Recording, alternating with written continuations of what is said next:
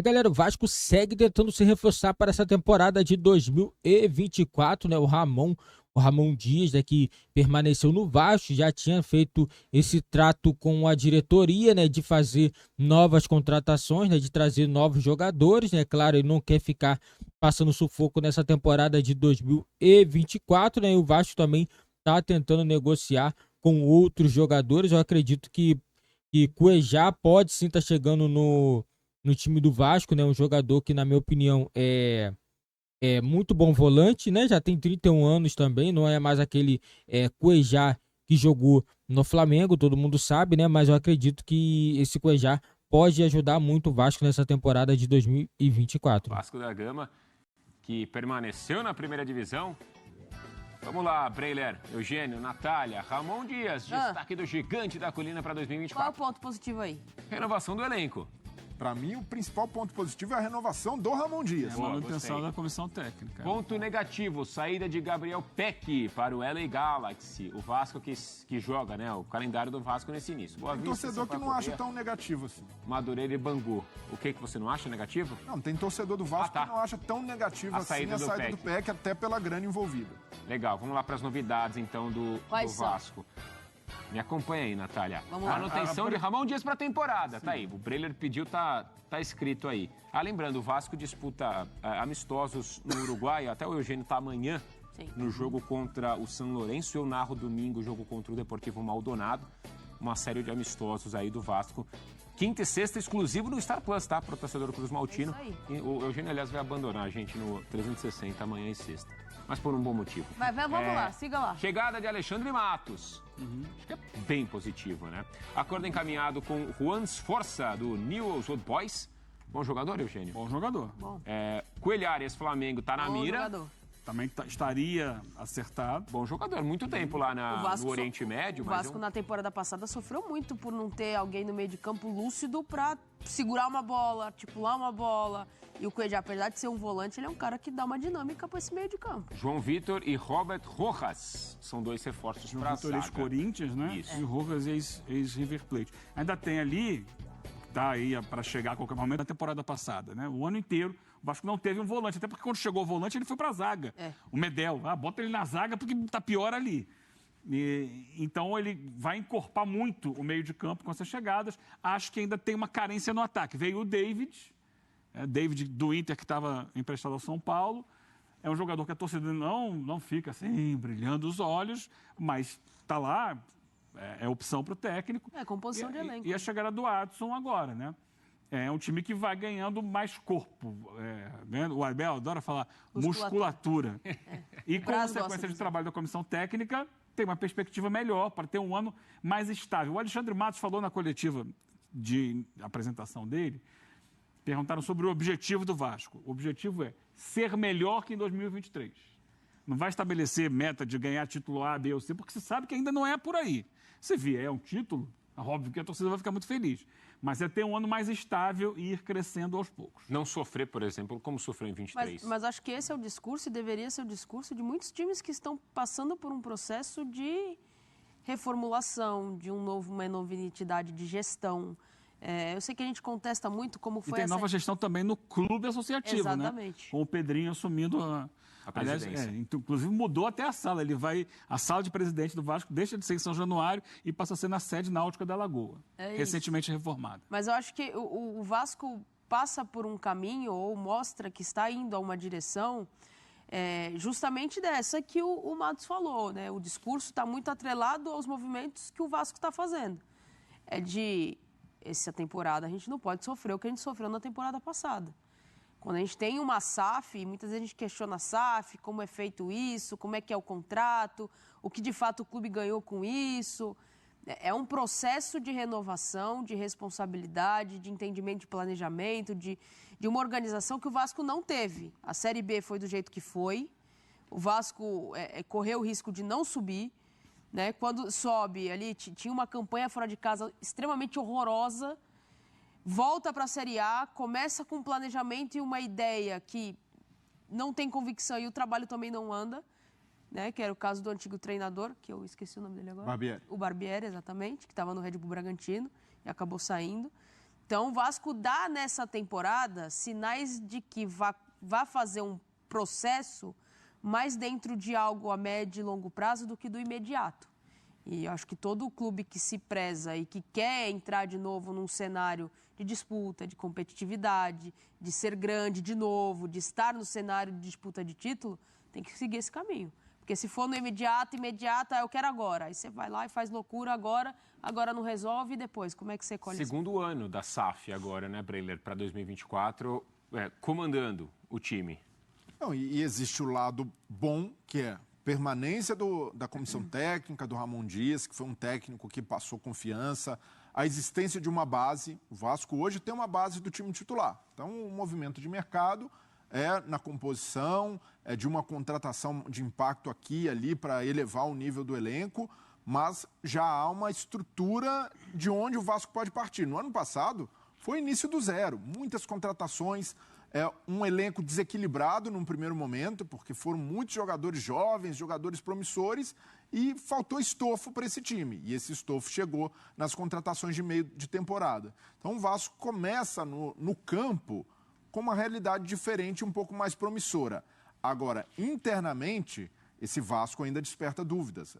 Um clube que contrata o Alexandre Matos contrata pensando em mercado agressivo, em ser mais protagonista, em trazer contratações de mais impacto. E nesse primeiro momento a gente tem visto o Vasco, não é um trabalho incipiente do Matos, mas ele já enfrentando alguns choques de realidade. Os fluxos de caixa na 777 ainda não estão bem estabelecidos. O Vasco, o último aporte do ano passado, chegou com atrasos, foi muito questionado internamente.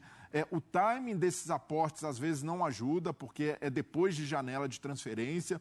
Então, esses processos precisam ser ajeitados no Vasco. Então, é a parte que desperta dúvida relacionada a 777, a forma como a empresa vê o futebol, como a empresa enxerga o Vasco. Então, ainda a 777 não ganhou a confiança do torcedor vascaíno.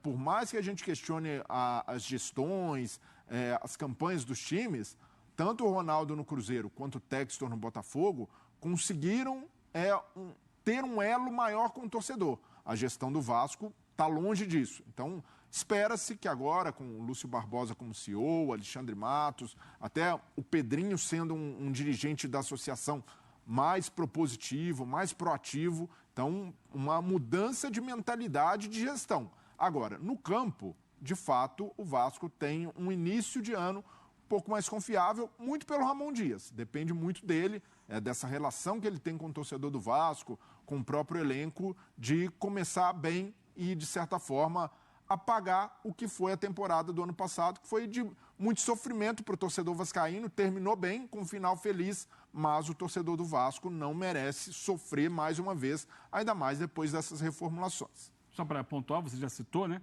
Amanhã, 10 da noite, 22 horas, no Star Plus. Vasco e São Lourenço é o time principal do Vasco, que está fazendo a pré-temporada no Uruguai. E tem, ao mesmo tempo, tem jogo no mesmo dia, tem jogo do Campeonato Estadual. Mais cedo, né? Mas é um time B. Aí é o Vasquinho. Alguns jogadores que não estão sendo aproveitados no time principal. Mas vai ter uma base. Vão jogar no Campeonato Carioca.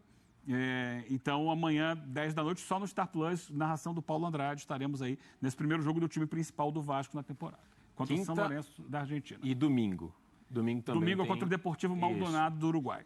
Então são 2 jogos aí do Vasco que você acompanha no Star Plus, exclusivo o jogo do Vasco em preparação para a temporada. Esse negócio de SAF, né, vai criando também uma certa expectativa nos torcedores, principalmente. Eu acho que o torcedor do Vasco, em meio à chegada da SAF na última temporada, também vai tentando se apegar a algumas coisas. Mas ainda mais essa SAF, Matheus, que prometeu muito, Sim. Prometeu o Vasco protagonista, o Vasco que nunca mais jogaria em desvantagem econômica contra o principal rival, que é o Flamengo, e entregou um planejamento muito falho, demora em contratações, demora em chegada de aporte. Então, isso gerou uma desconfiança muito grande. Então, precisa, de alguma maneira, tentar se aproximar do torcedor. Até mesmo os dirigentes, Josh Wander, que é o principal CEO ali da 777, botar mais a cara, dar explicação, estar mais próximo no dia a dia. Se conectar mais com o torcedor. Exato, ali. Não pode ser essa gestão tão fria e distante. E que o Alexandre Matos e o Lúcio Barbosa ajudem nesse processo, não só de aproximação,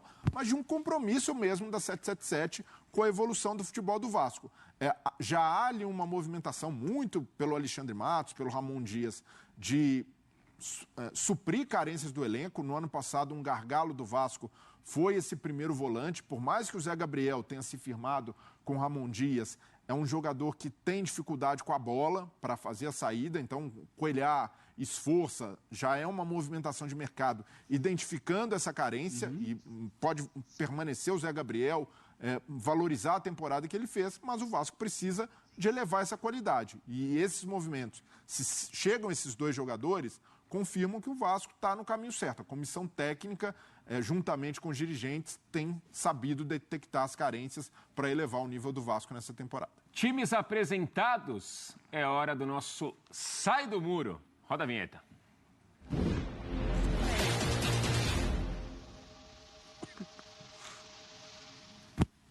Tava acabando o programa, o pessoal aqui tava... Nossa, será que o Matheus esqueceu do Sai do Muro? Tá acabando, precisa entregar pro Sport Center. Deixa para amanhã, pro Prates. Não, é hoje. Amanhã a gente faz outro, aí o pessoal da produção vai bolar. Vamos lá.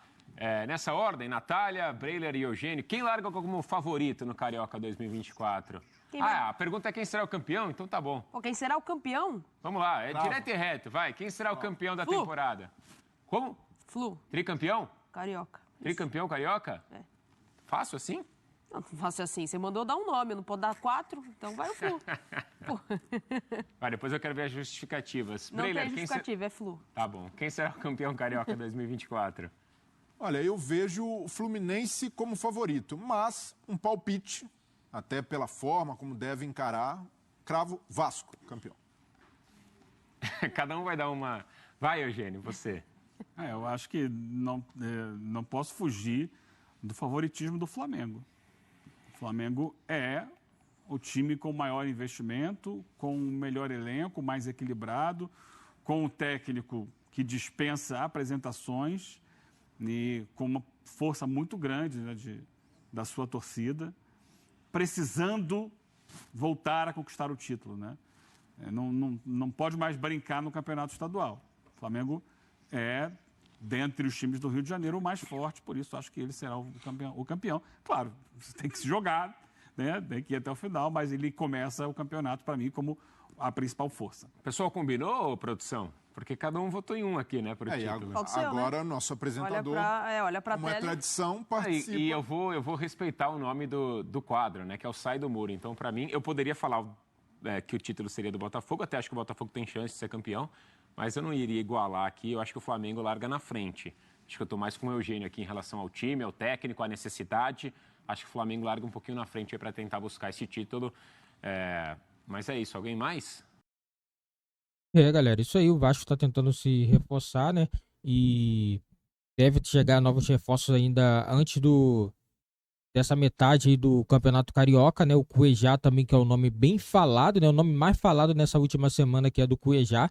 O Cuejá, que já tem uma volta também do Ramon Dias, ele jogou, né, lá no Al Hilal, quando o Ramon era o técnico, então o Ramon Dias sabe da capacidade dele, eu acredito que ele seria um bom jogador, um cara que sabe sair jogando, e o Vasco precisa sim desses jogadores assim que sabe sair jogando. Meio campo do Vasco está se reforçando bem, meio campo. Eu gostei também da volta do Payet. O Payet voltou bem mais magro, né? Se eu não me engano, perdeu 7 quilos, né? Tá fininho. Eu acredito que esse ano o Payet vai conseguir desempenhar um bom futebol com a camisa do Vasco, galera. Deixa nos comentários aí, vocês acham também que o Payet vai conseguir fazer uma boa temporada no Vasco? Temos também o Verratti, também goleador na última temporada, fez bastante gols, ajudou o Vasco a permanecer na Série A do Campeonato Brasileiro. Eu acredito que o Vasco tem tudo para poder continuar a brigar, né, por título, né? O Vasco tem que continuar nessa luta aí de montar um bom elenco para poder brigar por títulos. O Vasco não pode ficar mais nessa de ficar brigando pela parte de baixo da tabela de classificação. Eu acredito que a SAF vai fazer o maior investimento na janela do meio do ano, vai fazer igual a última temporada, mas, né, tem que ficar de olho no mercado, não pode vacilar. Se tiver oportunidade, já tem que contratar agora. Mas eu vejo o time do Vasco como um time que vai ser bem competitivo nessa temporada de 2024. Essa é a minha opinião. Se vocês acham diferente, coloca nos comentários a opinião de vocês, que é muito importante para o nosso canal.